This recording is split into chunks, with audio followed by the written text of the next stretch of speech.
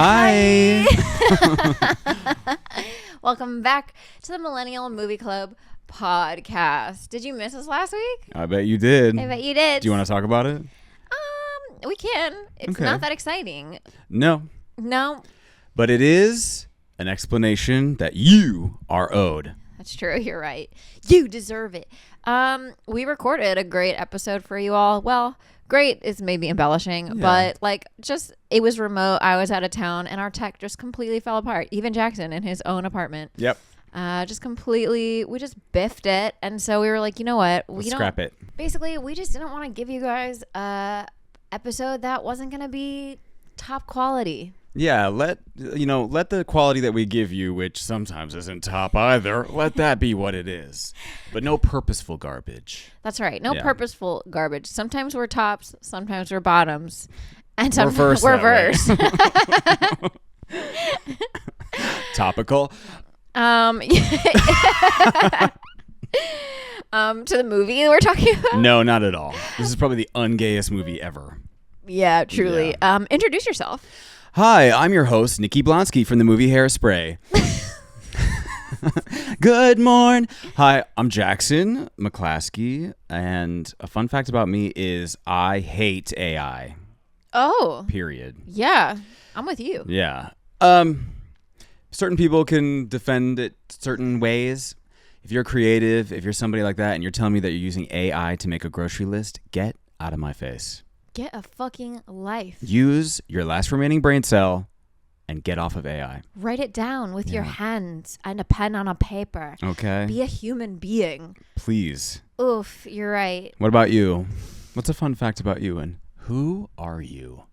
Who am I? It's my robot. mother. No. What? Hi, I'm Jazz Zapatos. Jazz Zap. And a fun fact about me is that I feel a little bit pissed off if we're going to be talking about the rise of technology. Mm-hmm. I feel a little bit pissed off that these kids in school now don't need to learn how to write cursive. Oh. Because all they need to know is how to type. When's the last time you wrote cursive, though? I write it all the time in my, when I journal. Okay. When I'm journaling, usually it's like a Spanglish of sorts, Same. but the two languages are regular and Cursive. Swoopy dupes. Certain letters trip me up in cursive, so I'll do regular cursive, and then a Z, it'll be regular Z. Yeah. Also, my legal name is the longest name ever, and so I had to learn how to write my name in cursive, and it was, but also these kids should learn how to have good penmanship. We're just depending on them to just plink plonk on buttons forever. You sound so ancient right now. You I sound like everyone so when old. we weren't taught Latin, they had the same exact You're things right. to say. When we weren't walking to school barefoot in the snow. With my books in my belt. This is how it happens. Yeah. This is how We it get old. happens. But we turned out fine. So maybe these cursive writing kids will turn out fine too. Or maybe we'll never find out because the rise of technology and AI will kill come. us all. Yeah, the war against the computers. Topical, because today we're talking about Terminator. the Terminator. The Terminator. First watch for both of us. Shocker. Neither of us had ever seen this. I felt like I had seen it because, again, I was a Florida kid. And so I grew up going to Universal Studios and going on the Terminator ride. And so I knew the gist. It's also so woven into pop culture that Yes. certain lines, I was like, oh, I know that. I can quote this whole movie, but I've literally never seen it. Never seen it. It's crazy. Yeah. And let me tell you, what a treat. What a treat watching this for the first time. Because right off the bat, it reminded me that the 80s are 50 years ago. That's insanity. That is upsetting. But I was because I'm watching and I'm okay, my eye is watching this film being what is this decrepit, terrible effects? I never thought it would look that way. Especially, which is wild though, because, and I get what you're saying, because watching certain things, the Terminator is giving very much old school Jason and the Argonauts, 1930s, 40s style. Yes. But then Alien, the original Alien, came out in 79. Terminator is 1984. Alien, the special effects, still hold up, are terrifying to this day. Right. This one, I was like, oh, okay, here comes the claymation Terminator. Literally, like, it looked like Team America. Little, like, puppets are coming through. It was cuckoo, but I had to remind myself, like, this would be like me as a kid watching, like, something from the 50s. I was telling my mom when I was telling her that we were watching this, I said, you know, I grew up watching Star Wars. If someone showed me the original Star Wars today and I'd never seen it, I'd be like, this is corny as hell. And I have to tell you, because I did not watch Star Wars growing up. When I did try, I was like, yeah, whose Lego set is this? You don't have like an affection for it. No, and in the same nostalgia way, bonds you to something. In the same way that like I know a lot of people grew up watching this movie on VHS and they're like, I love the Terminator. I had never seen it and now I'm like, this is corny as heck. Well, and I think too, like the visuals I had in my head were probably from the later movies. Yeah. But we decided to go original today. And you know what? No regrets. Shall we set the scene? Let's set it. Disguised as a human, a cyborg assassin known as a Terminator travels from 2029. Time's a ticking. To 1984 to kill Sarah Connor. Sent to protect Sarah is Kyle Reese, who divulges the coming of Skynet, an artificial intelligence system that will spark a nuclear holocaust. With the virtually unstoppable Terminator in hot pursuit, she and Kyle will attempt to escape. The virtually unstoppable? Literally unstoppable. A lot of the reviews I read were basically like, you know, he's not that good at his job. I mean, he destroyed everyone else in his path. Right. But Sarah just keeps somehow slipping through. He had one job. And he didn't do it. Kill a teenager. Kill a teenage waitress. Yeah. She works at Big Boy. How hard is it to kill her? Guard my back, big boy. Mm-hmm. Anyway, let's get into the cast and crew here. This movie was directed by James Cameron, but before he was like the well-known James Cameron we knew today. This made him that person. Made him James Cameron. But other works of his, Titanic, Avatar, Aliens. After seeing Star Wars episode Roman numeral I can't read, Cameron quit his job as a truck driver to enter the film industry. He was literally like living in his car when he was working on this movie because he had only really had one movie that he had been working on before this, which was Piranhas 2. Piranhas 2. How did I know that? How did you know that? I read about it before this. You doing my job? Because I am not doing it well. No. That's fine. Yeah, Piranha 2, The Spawning. Because then I was going like, so how are they letting him direct this movie if he's virtually nobody? Who put him in charge? It's because he wrote the script and then sold it for $1 with the in exchange he said he demanded to direct it. Wow. Someone put a lot of faith into that because that is a risk. That's a risk. Yeah. But, you know, or even the actors, I'm just getting on the fun facts immediately. The actors, while they were making this film, were like, this is going nowhere. This is going to absolutely blow. To us now, it kind of felt that way. Back then, I'm sure 1980s minds were blown. It was as smash. Blown as their Bichon Frise hair. Blown. Oh, my God. Some other fun facts about James Cameron. Although he has lived in the United States since 1981, he has never become a U.S. citizen. Somebody call ICE. Oh, my God. Sorry. Yeah, no more Avatar movies. Get that man out of here. They're like, all this illegal alien Pocahontas propaganda in his Avatar movies. No wonder. Get him out of here. Also, he once gave his friend Guillermo del Toro more than $1 million in cash to pay a ransom to have his father released after he was kidnapped in 1998. Jeez. Isn't that crazy? That's crazy. I thought it was going to be like $1 million to start his production company. It was like, no. To release his father from the shackles of a prison. It's like, oh my God. Crazy Maurice. That's insane. I only find the funnest facts and share them. All the important information, who cares? Playing our title character, the Terminator himself, is Arnold Schwarzenegger. Mm-hmm. We know him from Conan the Barbarian, Twins, Kindergarten Cop, Jingle All the Way. Some fun facts about Arnold. He is the second actor to be elected governor of California. I know the first. Who? It's Reagan. It is Reagan. Yeah, who then became a horrible president. I didn't know that he was an actor. Yeah. You learn something new every day. He has the record for winning the most major bodybuilding events in history. Shocker. Originally, the production company strongly suggested that O.J. Simpson play this part. However, they thought he came off as too likable, too nice a guy to play the role. Only time will tell. He could never kill anybody. He could never kill a young white woman. No one would believe it. Anyway, and also his son Patrick was just on the last season of The White Lotus. Yeah, I think a lot of people wanted to dislike Patrick. Patrick is... I don't love male actors just in general. I don't think men have the depth. Patrick was great on that. He was great. He's also, if you've ever seen the dramatization of The Staircase with Toni Collette and Colin Firth, Patrick plays the oldest son on that, and that sold me on him. It was a few years ago, and I was like, no, this guy's good. You know what sold me on him was because, you know, one could say, like, he plays a douchebag on White Lotus, although like a douchebag that you see like going through some stuff has some depth to him. I saw a video that somebody took of him like getting the news he was going to be on the show, and the look on his face, like you kind of assume these celebrities kids just think they have everything in the bag, and he was genuinely so excited, like he wanted it so badly, and like, you know, you're really not guaranteed anything. No, and there's nothing wrong with being a Nepo kid. I mean, look at Jamie Lee Curtis. If you're good, if you put in the time to your work and you're good at what you do, I have no problem. We all are using our connections in this world. Just own it. Be like, yeah. Just own it. I wish I was a Nepo baby. No offense to my parents, but love you, Mom. Offense taken. Mom's listening. Taken. Linda Hamilton, playing Sarah Connor.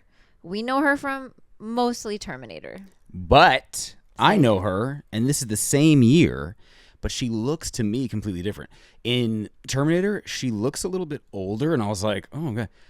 Same year, Children of the Corn came out, and she is the lead female in that, and the way they have her hair in that, again, same year. She just looks like she looks child. Probably, not a child, but she just looks a good 5 years younger. Wow. You know what I mean? Yes. Like every woman in the 80s had like grown-ass woman hair. Yeah, there's something that ages you when you have this shorter, fanned out, poofy hair. Poofy hairsprayed hair. Yeah. And Children of the Corn, it's just a little more natural. And I looked it up. Same exact year. Wow, that's kooky. So I guess we know her from those. While she attended Washington College, the acting professor told her she had no hope of earning a living as an actress. In your fucking face. In your face, professor. Now you're dead. Probably. She She would go on to marry James Cameron after meeting on the set of Terminator. She would divorce him after discovering he was having an affair with actress Susie Amos during the making, who was an actress on the set of Titanic. So I guess he has a type. Yeah, he likes to find him at work. Well, don't shit where you eat, Cameron. Her divorce from him was the second most expensive divorce next to Steven Spielberg and Amy Irving. She got close to $50 million in that divorce. Good for her. Good for her. I'm sure James Cameron was like, I'm going to send a Terminator into the past to kill my ex-wife from taking my money. Kill Sarah Connor. Kill Linda Hamilton. She's a registered Democrat, but admitted to voting for Republican candidate Arnold Schwarzenegger in the 2003 California gubernatorial election. I thought that was going a different way, and I was about to be real upset. But she admitted to voting for Donald Trump. I'm like, girl, don't admit that. No, just her good buddy. Keep that and quiet. Sworn enemy, the Terminator. And then Michael Biehn plays Kyle Reese. Yes, I looked it up. His last name is pronounced Bean. Oh my God, Mr. Bean. He's the literal He's Mr. Bean. His acting teacher was the late Lauren Bacall. Wow. Which is pretty cool. Another person who was offered the role before he was Sting. They offered Sting $350,000 to play Kyle Reese, which now doesn't seem like a lot. Sting the singer? Sting the singer of Police. He's like, I'm busy and shit. He was like, no, no. Sarah Connor, you don't have to run away from the Terminator. I was trying to make Roxanne work, but her name doesn't. You know what? I got it. Yeah, and I think the people at home, they'll have a little laugh about it. They got it too. Another fun fact. When Mr. Bean auditioned for this role, at first, they didn't love him for the part because he was doing it with a Southern accent, because he had been auditioning for a production of Cat on a Hot Tin Roof. I guess working so hard. It was so like method. it was like Austin Butler. He just like couldn't shake his accent. I can't let this cat on a hot tin roof voice go. So then his agent basically pleaded with them. Was like, oh, that's not his voice. Like he can go back in and do it. He doesn't sound like that. Please. I then need the 10% from this job. Yeah. And then he went in and booked it with his normal voice. Good for him. I mean, he can't shake an accent. By the way, he didn't book Cat on a Hot Tin Roof either. It's not even like he was deep in the dregs of rehearsal. Yeah. Dummies. Anyway. Yeah, so originally Arnold Schwarzenegger was being considered to play Kyle Reese. They were going to switch it. And then, but the studio wanted Arnold. Cameron wanted somebody who was a little bit more not a bodybuilder. Yeah. Just somebody who like had more of an emotional side, whatever.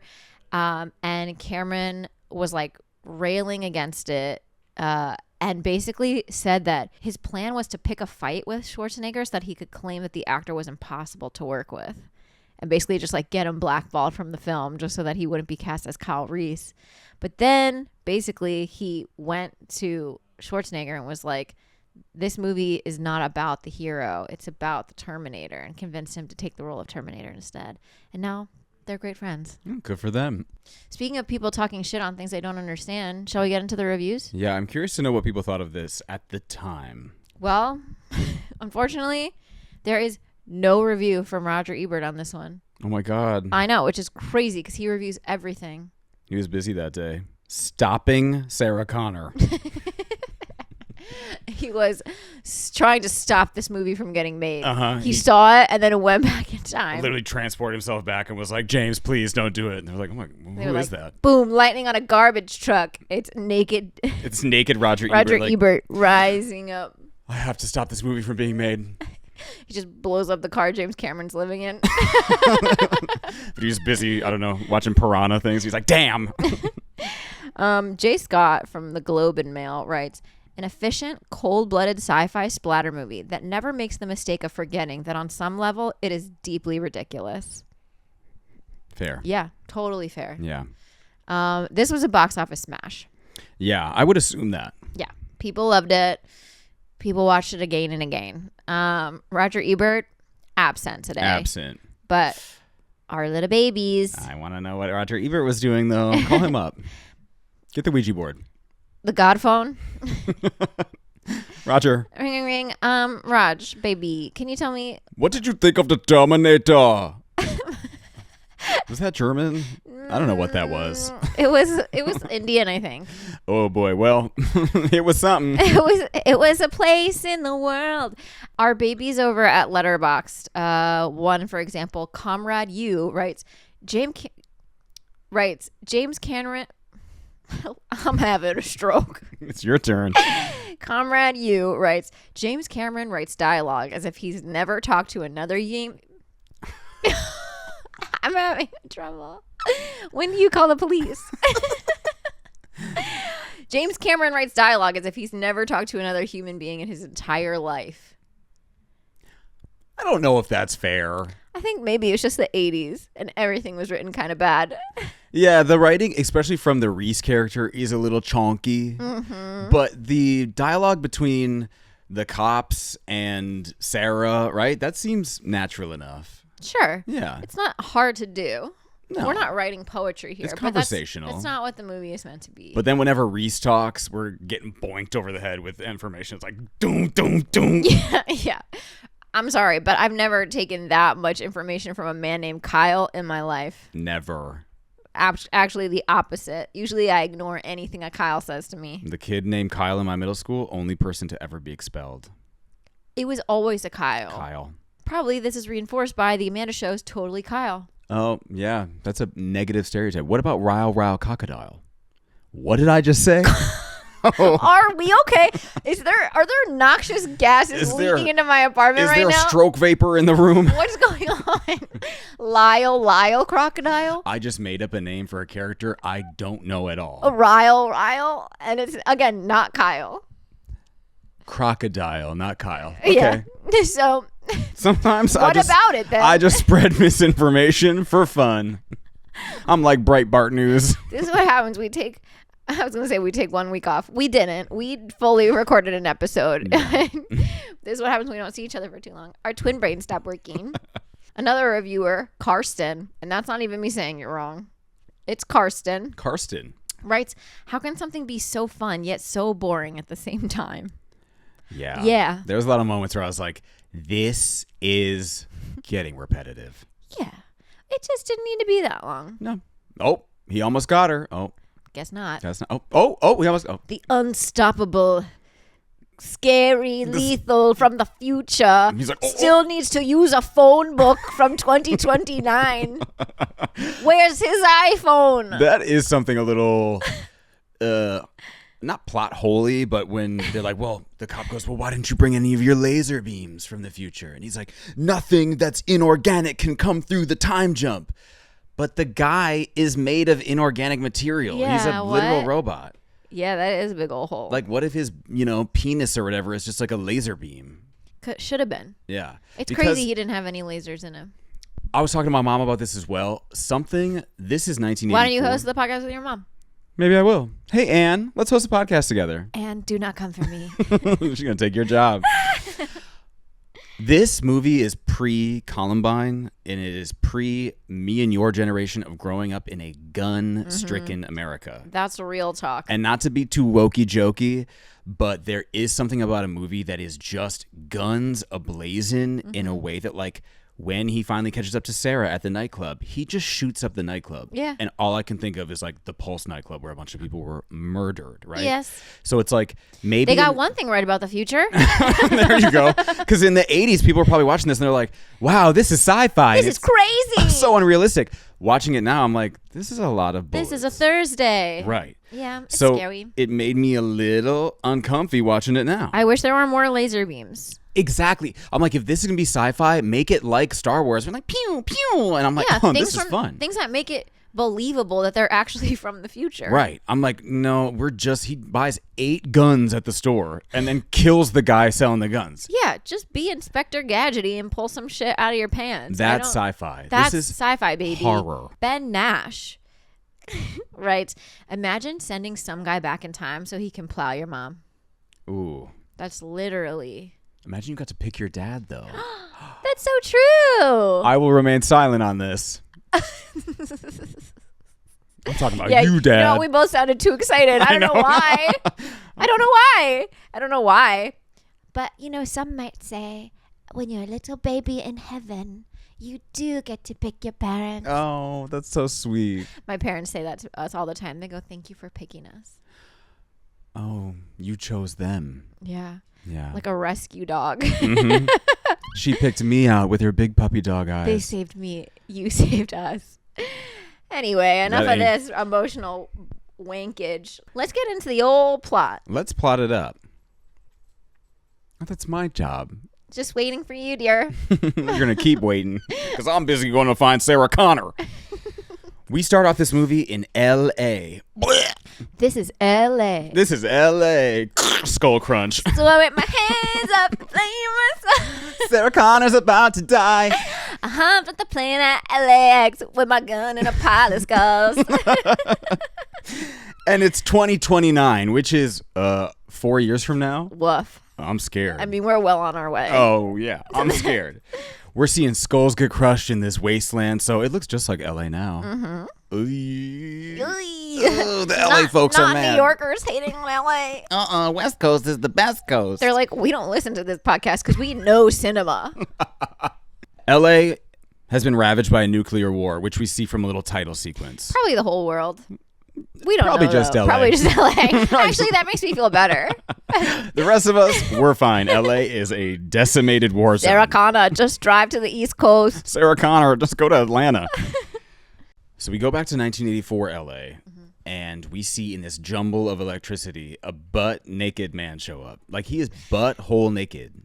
And you see his butt. You see his and a little flash of wiener. Yeah.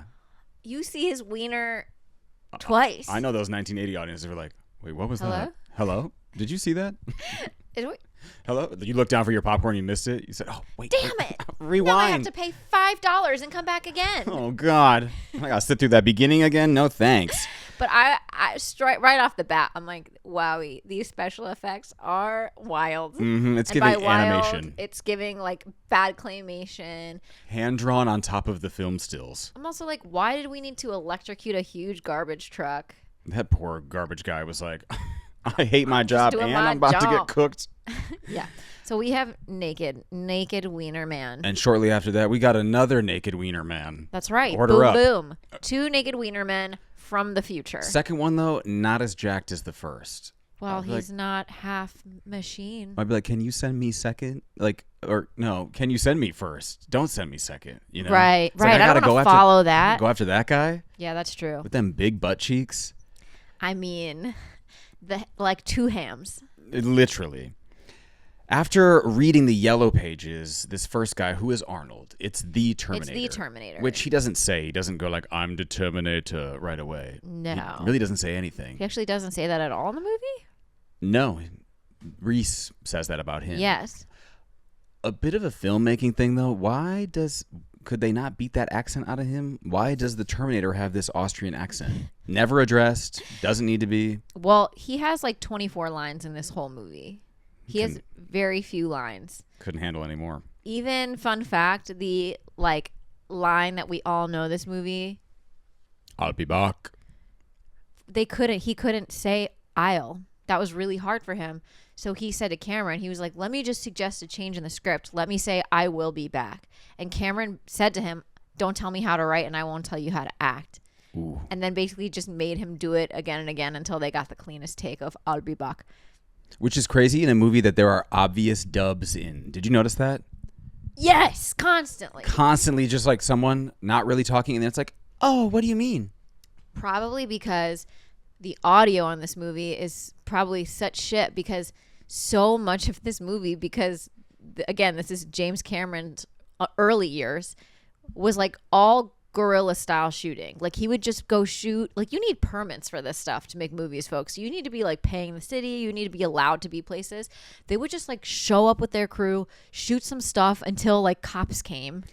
And then run away. It feels like that too. Watching Yes, this, it I was does. like, why is this shot like a 2008 comedy? Like they're using handhelds. Yes. They're doing everything to get around it. At one point, they're like lying to cops saying they're making a UCLA student film.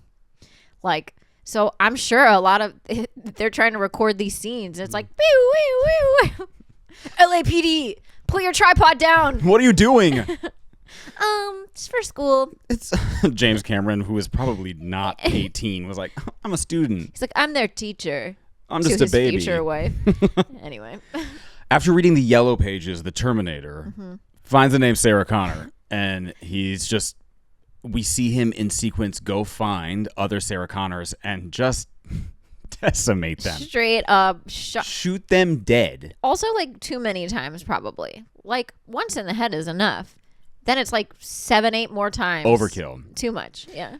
The real Sarah Connor, who we meet, works at like I mean, they're all real. Well, but the one we care about. The specific Sarah Connor. The correct Sarah Connor. Well, they're all correct. Sure. I can argue that point, too. She works at Big Boy. Basically, they don't call it that, but it's Big Boy. Do you know Big Boy? It's like an old-timey burger shack, right? Sure, yeah. My parents would take us there on Sunday mornings. Burgers and malts? Yeah. Yeah, she works there. Her life sucks, okay? She is in the throes and the weeds in her little restaurant section, and I was like, I've been there. Oh, haven't we all? I was like, and when I'm in that situation, let the Terminator shoot me in the head. Please. Please, take me out. But the real Sarah Connor catches on that other Sarah Connors are going because her coworker calls her into the break room and was like, look. You're going to love this. You're famous. You're dead, sis. Someone with your name is dead. And then suddenly everyone with her name is dead. And she's like, okay. She's like, what a coinky dink. I don't like this very much. You think I'm next? The phone book killer. She starts getting really paranoid. And she's like, somebody is watching me. She's like getting ready to go out for the night with her roommate. Her and her girlfriend Ginger. are going to go out on a double date. They both spend 40 minutes in the bathroom to come out looking like Richard Simmons. That's correct. And then her date bails on her. She's like, you know what? I'm going to go to the movies alone. Alone. Me behavior. I love going to the movies alone. So do I. Don't sit next to me and talk or be on your phone. Don't munch your bunch of crunch. In your Don't munch my bunch of butt next to me. Don't munch. Save that for home. Don't scrunch your bunch in my munch. Okay. Don't do that. But because she leaves the house, her and the roommate and her lover go at it. And she's wearing headphones while they're banging. This girl is always listening to music. She is jamming out to Def Leppard or whoever it is. She is listening to all the musics. And so they don't hear the Terminator come in. Enter their apartment. And the Terminator kills the roommate's lover as she's making him a turkey sandwich and what appears to be ants on a log. Do you remember that? Yes. When you'd put it has always grossed me out. Celery and peanut butter. I've never eaten it and I never will. I used to like it, but if someone brings me that after I went to town on them, I'm like, what? Like, you can munch on this log, bitch. Okay. Get to work. Why are you bringing me preschool snacks? Right. I just did graduate program work in there. What are we doing here? Call me doctor. But Sarah Connor kills her roommate. Kills the roommate, kills everybody. Also, everyone who you kind of get to like in this movie takes it, is dead. Bye-bye. The police detective, dead. Every ally in the film. And she's like, she sees in a bar, like more and more Sarah Connors are killed. She feels like a creepy presence following her because there is one. So she calls the police and the police are like, hey, stay where you're at. If you're in public, just stay where you're at. We're coming to you. She's in a nightclub. Called Tech Noir, but they're not playing tech music. No. It made me a little jealous of the times where you could go to like a dance club and it would like felt like a dance club. Sure. But did you see the table that she was sitting at? You want to sit at a table like that? It was subway grading as a table. I do not want to sit. Not. I would be up dancing with that generation's men who would actually dance. Oh, I'm doing a line of Coke. Sorry. Off a subway grate. And then I'm dancing to Dancing on the Ceiling. Can you imagine what that would feel like to hear that for the first time in a discotheque? Electric. Eclectic. Now, the Terminator, though, he spoils the fun party because he shoots up the nightclub. Shoots up this whole nightclub. But this secondary guy, the mini skinny. Who has been tracking her as well. Mm-hmm, he's like, hey, come with me. I'm going to save your life, right? Come with me if you want to live. He's the first person to say it. Yeah. And they say it in the second one. Yeah, then because I always remember it as the Terminator saying, come with me if you want to live. Mm-hmm. So I guess he must say it later. Who knows? Spoiler alert. Haven't seen that one. They escape in a car, and in the parking garage while they're waiting for death, he explains to her this kind of the plot and the idea yes, of the entire film. Which is that he's from the future, and he is sent, and I had to write all this down because I was like, I'm a little confused. He is sent because artificial intelligence, this defense network known as Skynet, will soon become self-aware and trigger a global nuclear war to end humankind. Now, Sarah is being targeted because her future son, in the future, is going to make all of the surviving humans remember that they can rise against the machines. So that machine, Skynet, sends this person, the Terminator, back in time to kill Sarah Connor, therefore ending the future son. Yes. Right? That's correct. Abortion rights. This is the future that liberals want. That's absolutely right. Okay. We want retroactive abortion. We want time travel abortion. Honestly. Imagine. What's that whole idea? It's like, if you could go back in time, would you shoot Hitler? Well, really, this is what the Republicans want because they're like, just end the mother. Oh, Jesus. Like, you know what we're going to do? End women. We're not worried about killing the son or the unborn baby. Just nuke the mom before she even opens her legs. That slut. Get the mom out of here. Reese, though, has been sent to stop this from happening. That's why he's back here. And also, make it happen. Make it happen. Anyway. Hey, how about that?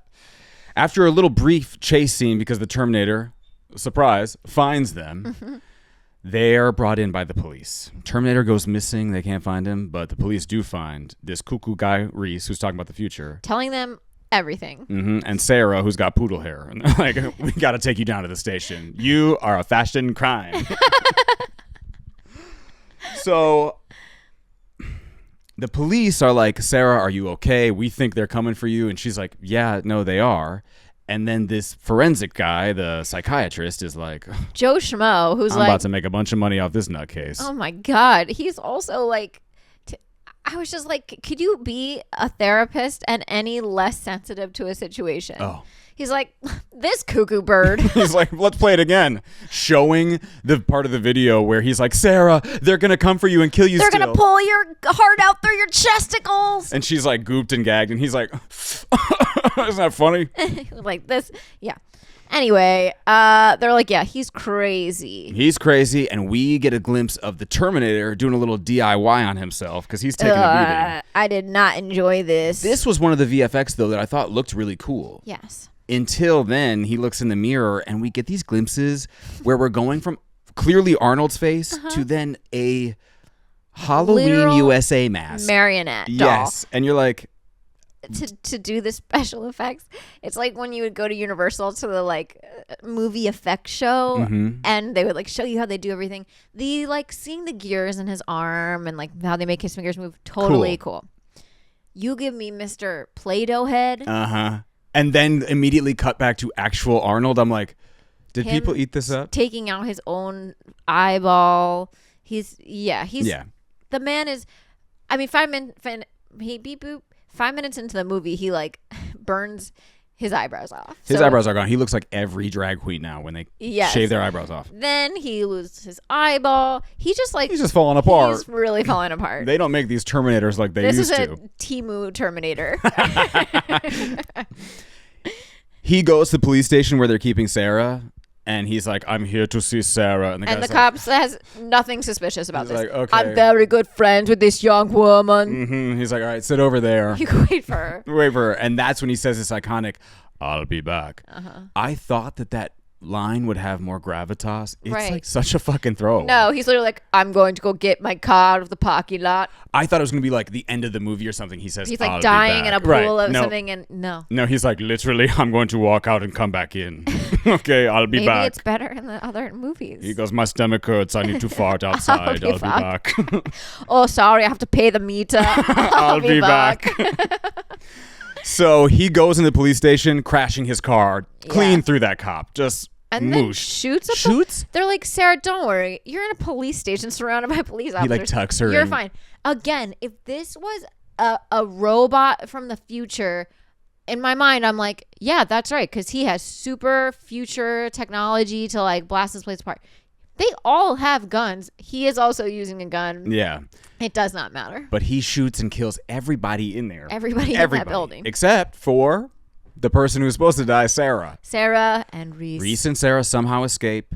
They escape, and then they go sleep under a freeway pass for some reason. Yeah. And we get this glimpse through like a dreamlike sequence of what the future looks like for Reese. Woof. And it sucks. It's bad. It's bad. Sometimes you get glimpses of like a futuristic Star Warsy society where they have like a nightclub where an alien with big jugs is dancing or something, right? We get none of this. It's robot bartender. No. Nothing. This is a bunch of Fraggles hiding under a bridge. Getting sniffed by a dog so they make sure they're not robots. Waiting to be killed by robots. And then guess what happens? Getting killed by robots. The robots show up and kill everybody. Yeah.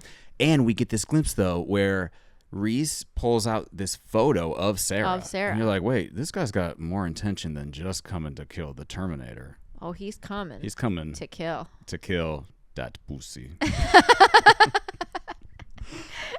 So Reese and Sarah take refuge in a motel where they need a kitchen because they're going to make pipe bombs. Correct. Which she's like, how'd you learn to do this? He's like, I learned as a kid.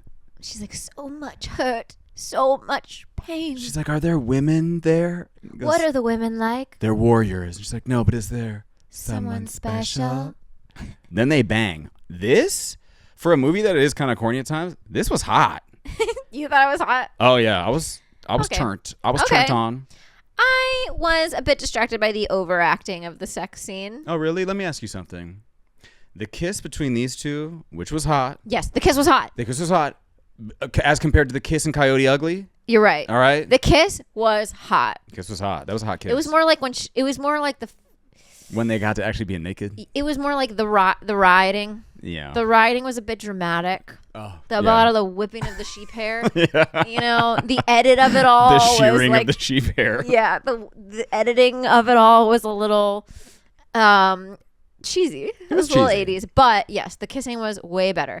And to note, before they have sex, she calls him Reese. After they have sex, she only calls him Kyle. Kyle, which I could never do. Oh, Kyle. Oh, Kyle. Yuck. Unbeknownst to these bone-in lovers, the Terminator's on his way because Sarah had called what she him. thinks is her mom. But the Terminator has perfect mimicking ability. Here's a thought. Mimic not a German accent. Right. Okay? How about that? Also, why is that his default setting? Also, anytime he's doing like mouthing somebody else's voice, it's completely out of sync. It's so off. So bad. It's so off. But it's good. He did not lip sync for his life. No. Reese and Sarah escape once again as the Terminator comes to the motel room. And as they're in this another chase scene, it does get a bit repetitive. It's just like, we're going here, and he shoots it up, and then we get away, and then we get away because we steal a car. A lot of car stealing, very Grand Theft Auto behavior. Yeah. Terminator now steals a tank, like an oil tanker. Yeah. And he's chasing her down because he's going to run her over. All this gun shooting. He's like, you know what? I'm just going to run her Just over. going to scoosh her into the road. Just going to moosh her. But our boy Kyle Reese, he throws into the back of this tank, into the exhaust pipe, one of those pipe bombs he's been making since he was a wee lad. And that thing explodes. My father's recipe. Oh, mine was passed down generations. The old pipe bombs of old. I sprinkle a bit of cinnamon in my pipe bomb. Is that a touch of nutmeg? Wow. The truck explodes. Explodes. And Kyle and Sarah, they embrace because they're like, it's over. This is Jover. Just kidding. I'm like, so, Sarah's kind of watching from a distance this robot man go up in flames.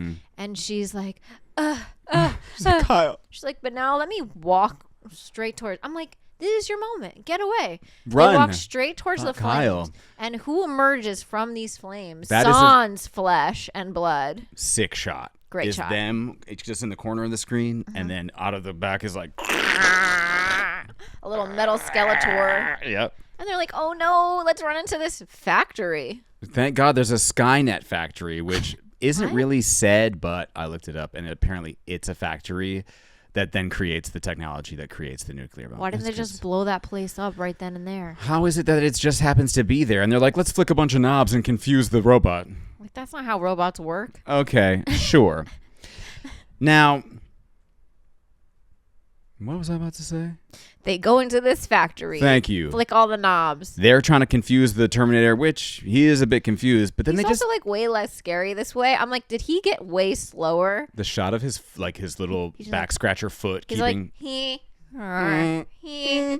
Before he was like a really scary dude who seemed to move at a normal pace. Yeah, he was a Republican. Like, he was terrifying. He was the governor of California. No, he looks like a back scratcher. They're like, I'm not scared of that. The brave little toaster. But they stand at the staircase just waiting for him to approach. Yeah. And he's like, Kyle goes, Sarah, get away. Save yourself, or whatever he says. No, Kyle. He takes his last remaining pipe bomb and sticks it in the ribs. Sure. Yeah. Blows the Terminator to smithereens. Mm-hmm. One might say Reese's Pieces. Reese's Pieces. Unfortunately, Reese's Pieces are everywhere. Pieces are also scattered. He's dead. But guess who's not dead? The top half of the Terminator robot. The fucking piece of IKEA furniture still coming towards them. And some of Reese's Pieces have blown into Sarah's leg. So she's like, but also this robot is moving. It's just the top half. Inch by inch, the top half. And she's like, He clearly can't do anything to you because he doesn't have a gun in his hand. And this robot has no other special powers. No. So she's like inching away from him on the ground, crawling They're crawling away. through like a McDonald's place together. Like, no, get away from me. Slowly. She just happens to crawl through like a hydraulic Metal press. crusher. Yeah. And then she presses the button and has this. That was corny when she's like, "You're terminated, fucker," or whatever. Yeah. I tuned out by the end of this. Crushes the Terminator. We get a little time jump because she's got a baby bump. This girl has a baby bump. Talk about Reese's Pieces. Okay, they're inside her. They swam right up in there and made the future savior of the revolution. And she must not care that much about the future savior because she's riding in a Jeep with no doors. No doors. Hello. No roof. Nothing. A storm is coming in. She's also distracted driving by making voice notes on an old tape cassette player. She's like, this is for future you. There won't be one if you don't pay attention to the road. Okay? Drive. She's clearly like driven over the border into Mexico. She's in Mexico. She's at a gas station. And she's speaking the worst Spanish you've heard. I thought mine was bad. ¿Cómo está? ¿Dónde está gas? ¿Dónde está tu papá? And the guy's like, oh boy, here we go. This little kid runs up to her with this camera, snaps a photo, picture, and is like, please buy this picture so my father won't beat me when I get home. And she's like, good hustle, kid. I'll give you $4. The kid asked for $5. You're gonna hustle this poor kid? She said, you can't hustle a hustler. She said, I live on tips. Remember? At Big Boy. At Big Boy. And I was bad at my job. So you can have $4. We see the picture. We see the picture that eventually ends up in Reese's hands. Reese. It's like he put it inside of him. Eventually, her son has this picture of her and gives it to Reese to find her. To whack off to. Correct. And then the guy in Spanish is like, there's a storm coming. And she goes, I know. The storm being literal and figurative, that a nuclear war is coming to end everybody. I just kind of feel like, I know that like your job now is to be a vessel to the future savior, but like. She's married, man. She's married. She's married. Except she's not religious. A virgin. She ain't no virgin. But like, wouldn't you maybe try to do something to, instead of being like, I'll stop it with my son once it already happens. Like, granted, who's gonna believe this pregnant woman that like the robots are about to take over and kill us all? She shows back up to that Skynet factory and she's like, guys, don't do this. They're gonna start a nuclear war. And they're like, can we get this insane woman out of here? Yeah, I'm like, spread out those pipe bombs, babe. Just like stop it at the source. One of us needs to do that with AI right now. Who's brave enough? And that is the Terminator. That is the Terminator. Rate and submit it. I'm a little Jamaican now. Yeah, that was a little strange. We Are the World. I will give this movie 5 out of 10 really cool old motorcycles. I want her little Vespa thing. Yeah. That thing was neat. Having never seen it before, again, I think the charm that people, the affection that people have for it who grew up watching this, I don't have that. Yeah. And so there were a lot of moments where I was laughing. Yeah. I was giggling. Oh, yeah. Yeah. Big time. But I will say, in the day and age that we're in right now, it is interesting that a movie from '84 talks about the dangers of artificial intelligence and what we are discussing now in terms of how horrible AI is for not only the environment, but for our brains. Really bad. That we talk about the dangers then, and it's like, oh, the future is scary. It's like, we are kind of living in that now. We are the world. We are the future. You're Sarah Connor. Fuck. That means I have to get pregnant. And I'm someone named Kyle. Wait. Are you flirting with me? No, never. I liked the movie. Yeah. I don't know if I would truly ever watch it again. It's not something like, if you're playing Halloween, the original Halloween, which this is inspired, Terminator is inspired by Halloween. James Cameron said that. I'll go rewatch Halloween if you're playing it anytime. Yep. If someone was replaying this, again, I don't have the affection for it. No. I'm skipping it. So a fun thing to watch and understand where all those pop culture threads come from. For sure. But I don't know. We're filling holes. We're filling holes in our and in Sarah Connor cinematic knowledge. What do you think? I'm gonna give this film 5 baby Jesus of the future. I agree. Yeah. I was screaming at how bad these practical effects were, but in a way that is fun. It is fun. You get to poke fun. You get to laugh. Not the most suspenseful, and also like you hear sort of everywhere that the other movies are better, and so it's like now I'm a little curious. Maybe down the line we do the next one. Yeah, who knows? maybe. But again, I don't need to ever watch that again. But at least now I can say I've seen the Terminator. Yeah. Speaking of things you never have to watch again, just kidding. Opposite day. Watch the show on YouTube. We're here. My segues are not known for being good. My segues have never been good, and that's part of the charm of the show. Go watch the show on YouTube. Please subscribe. Follow us online at Millennial Movie Club. Engage with our social posts and write in to tell us what movies you would like us to discuss next. Yeah. Any closing words from you? Any advice? No advice. Actually, I do have something to read, though. Oh. It's not emotional or crazy, whatever. But the woman who produced this, a woman produced the Terminator. Her name is Gail Ann Hurd. Mm-hmm. I just want to say she then went on to produce like Aliens that James Cameron did and everything else. She says about making movies, about making anything in general. She says, if you try to chase the audience, you're always going to be behind. And you'll be making a retread of something that was successful last year that probably started its creation 4 or 5 years ago. I believe make the stories, create the characters that speak to you. Make the best film or TV series they can be, and hopefully the marketing will work and the audience will find it and respond. But I've never chased an audience. I really love that. I like that too as creatives and just in general, right? It's like, do you. Do you. And find what works for you, because if you're chasing the thing, your audience will find you if you keep doing you. Don't chase like the Terminator because he was bad at it. Slow. Chase your dreams. Yeah.